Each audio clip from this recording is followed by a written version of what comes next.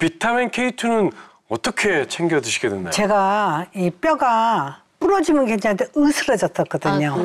그래서 큰 교통사고를 겪고 나니까 제일 무서운 게 골다공증인 것 같아요.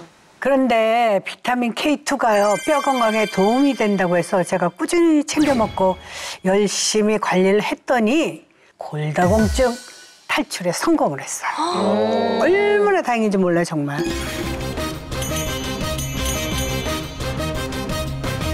우리 형제 누님이 골다공증 검사를 하셨어요. 그래서 그 결과지를 확인해 봤는데요. 이 위에가 있는 게 척추뼈고요. 아래쪽이 고관절뼈입니다. 척추 쪽은 괜찮아요. 일부 골 감소증 거의 정상으로 돌아왔고요.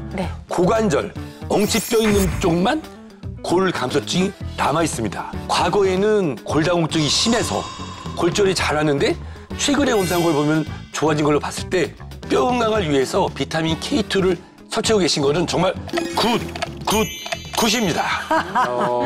형제 언니가 지금은 저보다 뼈가 더 어려지고 튼튼하고 건강해지신 것 같아서 아이고. 좀 부럽네요. 네, 약올르네요. 아유, 부러우면 따라와.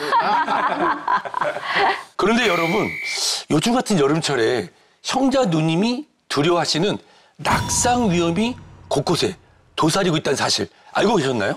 이해가 안 되는 게 빙판길이 있는 겨울이 훨씬 더 위험한 거 아닌가요? 겨울철 빙판길만큼 위험한 곳이 바로 여름철 빗길입니다. 맞아. 빗길 낙상 사고예요. 네. 자, 물웅덩이, 젖은 계단, 꽈당. 더우니까 아이고 샤워해야지, 꽈당. 특히 낙상 사고의 무려 74%가 집에서 발생하기 때문에 집도 안전을 보장할 수가 없는 곳입니다. 욕실인가 보다, 욕실. 그러니까 도대체 왜 나이가 들면 뼈도 잘 부러지고 또 부러진 뼈는 잘 붙지도 않아요. 어떻게 되는 거야?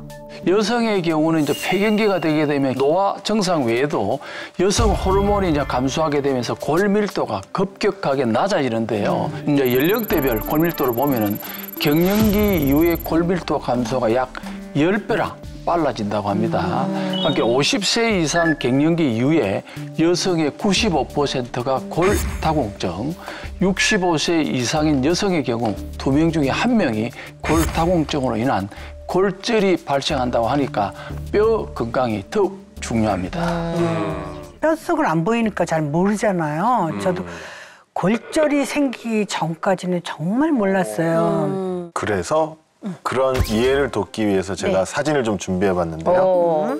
정상뼈와 골다공증뼈가 확실히 차이가 나죠. 그냥 어머, 제 뼈도 저렇게 비어있다는 거잖아요. 너무 약해 보여요. 아니 저건 진짜 툭 치면 바로 다 으스러질 것 진짜 같아요. 바스라지겠다. 삭은 것 같아요. 으스러져. 골다공증을 침묵의 살인자라고도 하는데 그 이유는 바로 골다공증으로 인한 골절 때문입니다.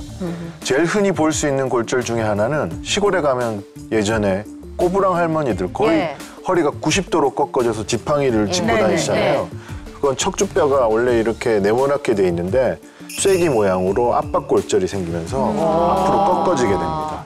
그러면 삶의 질이 엄청 떨어지겠죠. 더 무서운 것은 골반뼈나 고관절이나 대퇴골 이런 곳이 부러지면 걸어 다닐 수가 없잖아요. 그렇게 장시간 누워있게 되면 욕창도 생길 수 있고 혈전 때문에 뇌졸중이 오는 경우도 있고 심장 기능도 떨어지죠. 폐렴이 올 수도 있죠.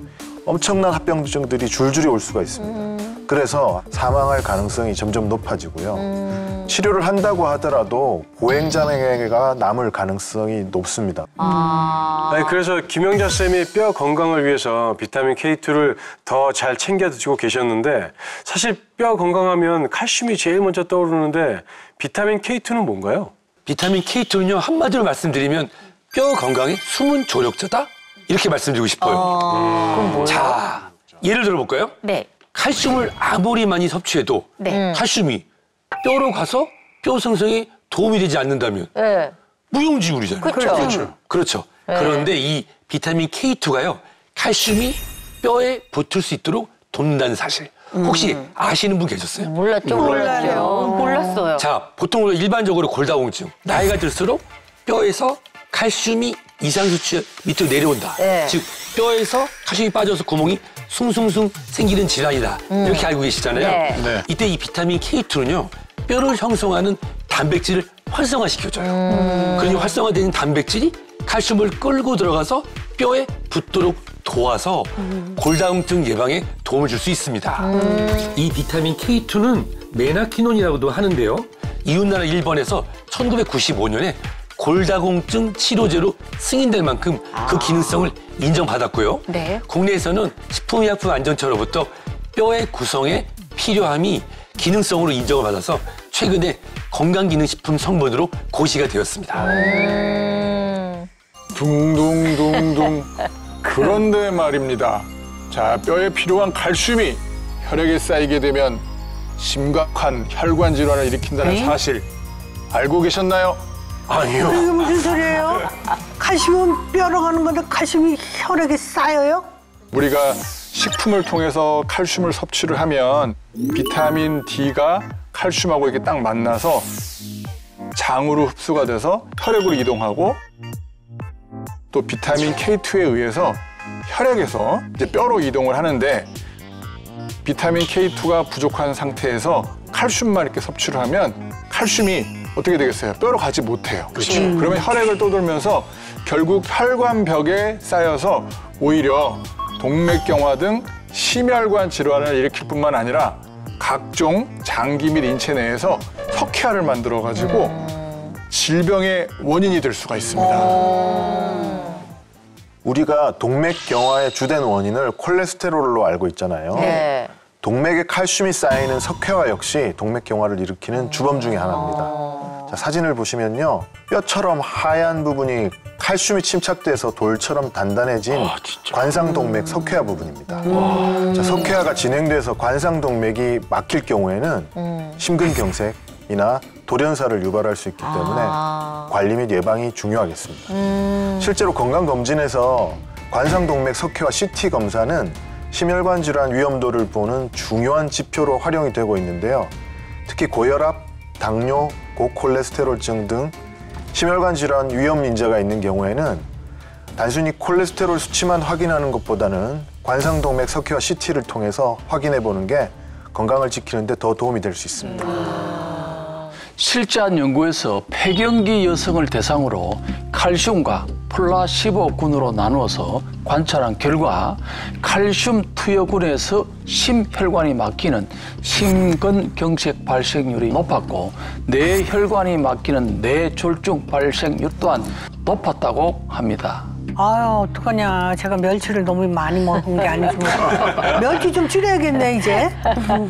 과유불급이라 하잖아요. 네. 칼슘은 적당하게 식품으로만 섭취하는 것이 가장 좋겠죠.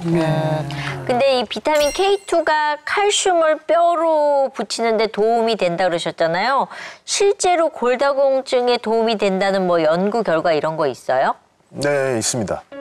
실제 한 연구에서 골다공증 환자 241명 대상으로 비타민 K2를 2년간 섭취하게 하고 요추의 골밀도를 확인한 결과 대조군 대비해서 골밀도가 약 6.6배 덜 감소했다고 합니다. 우와. 또한 폐경한 여성 325명을 대상으로 비타민 K2를 섭취하게 한 후에 뼈의 강도를 측정한 결과 대조군 대비해서 골 강도가 최대 4배 이상 덜 감소했다고 합니다. 단 이는 대상과 조건에 따라 결과가 달라질 수 있습니다.